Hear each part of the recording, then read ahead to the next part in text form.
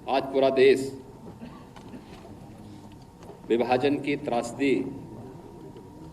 की स्मृति दिवस में एकत्र होकर के इतिहास के उन काले अध्यायों को स्मरण कर रहा है। इतिहास केवल एक अध्ययन का विषय नहीं होता है, वह एक प्रेरणा होती है। गलतियों के परिमार्जन का और गौरवशाली क्षणों से प्रेरणा ग्रहण करने का एक संकल्प होता है। और विभाजन की त्रासदी हम सबको इन्हीं बातों की ओर ध्यान आकर्षित करती है। आखिर क्या कारण था कि दुनिया का एक सनातन राष्ट्र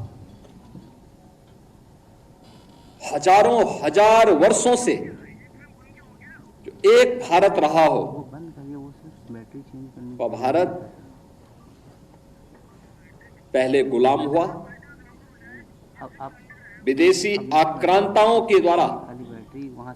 यहां की परंपरा और संस्कृति को रौंदा गया, तोड़ा गया, अपवित्र किया गया, इस देश को गुलाम बनाया गया। और जब भारत ने अंगड़ाई ली थी,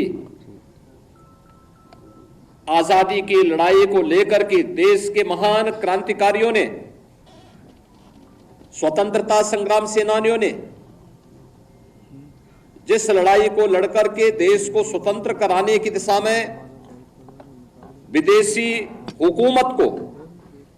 उखाड़ फेंकने के संकल्प के साथ जो लड़ाई लड़ी गई थी, जब उसकी पूर्णता का समय आया तो विभाजन की त्रासदी का सामना इस सनातन राष्ट्र को करना पड़ा। जो कार्य इतिहास में किसी युग में नहीं हुआ, वह दुर्भाग्य से सत्ता लोलुप कांग्रेस की सत्ता के प्रति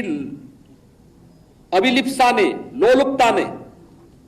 त्रासदी के रूप में, विभाजन की त्रासदी के रूप में हम सबके सामने प्रस्तुत कर दी और स्वतंत्र भारत को एक ऐसा नासूर दे दिया जो आज भी इस भारत में आतंकवाद के रूप में, उग्रवाद के रूप में, अलगाववाद के रूप में लगातार पूरे भारत को दंश दे रहा है। कौन नहीं जानता कि अगर तत्कालीन राजनीतिक नेतृत्व दृढ़ता का परिचय देता, दुनिया की कोई ताकत इस अप्राकृतिक विभाजन को मूर्त रूप नहीं दे पाती। लेकिन दृढ़ इच्छा शक्ति का अभाव, सत्ता लोलुपता, एन केन प्रकारेण सत्ता प्राप्त होनी चाहिए, इसके लिए चाहे देश को ही दांव पे क्यों न लगाना पड़े। और यही तो हुआ,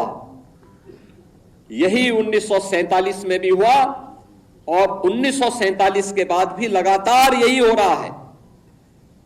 जब भी इन लोगों के हाथों में सत्ता आई, इन्होंने देश की कीमत पर राजनीति की